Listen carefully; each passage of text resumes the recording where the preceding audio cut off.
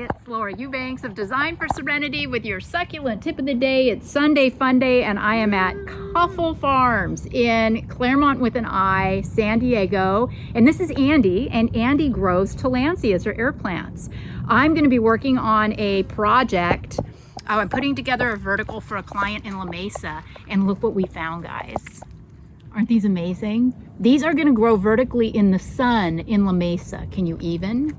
So if you are not knowledgeable about tillandsias and you want to be, or you just want to come look at some extraordinarily cool plants and get some really great growing tips and ideas, I really encourage you to reach out to Cuffel Farms and schedule a time to come and meet Andy. Andy, how did you get into this nonsense?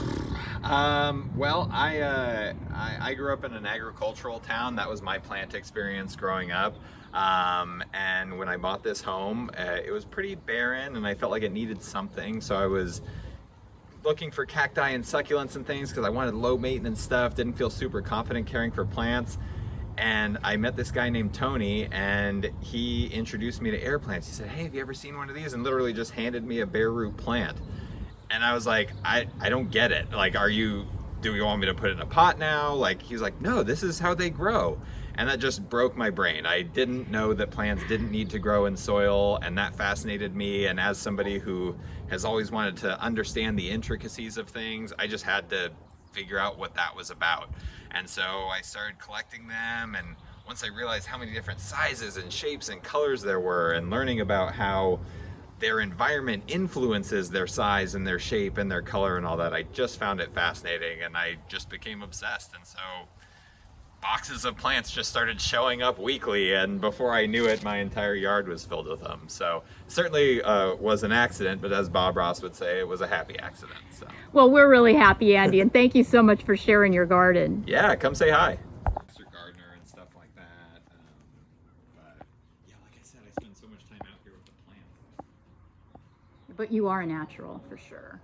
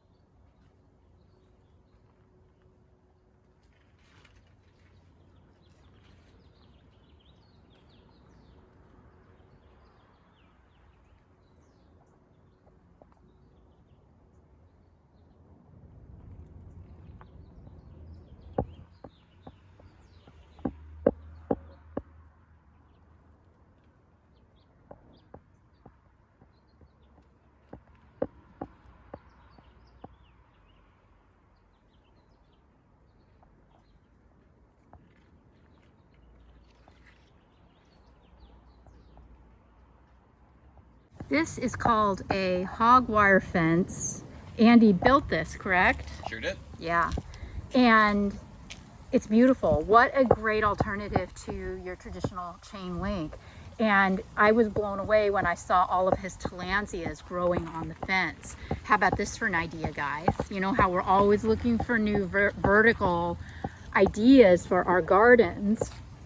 This is so smart.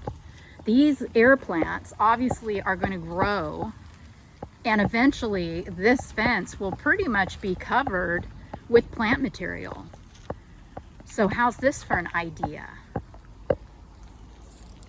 I mean, there's so many varieties of plants to choose from, and Andy's got, you know, ones that'll grow in the sun and ones that, you know, will prefer the shade.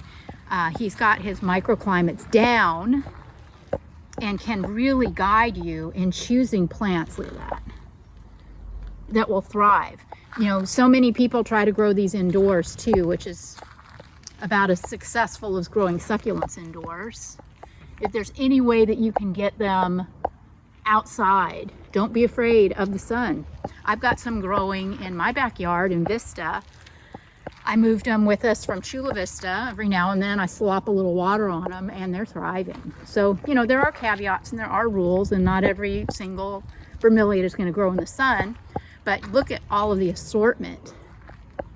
These that he has growing here obviously get hit with a lot of sun, and they seem to be doing just fine. Can you even with the blooms? Look at that. Look at that fatty. So we've got mauve, we've got greens, we've got blues, we've got grays. The hues, the tones are so subtle and so sophisticated and so incredibly beautiful. Can you tell I'm obsessed with tillandsias and bromeliads now? Because I am. So cool.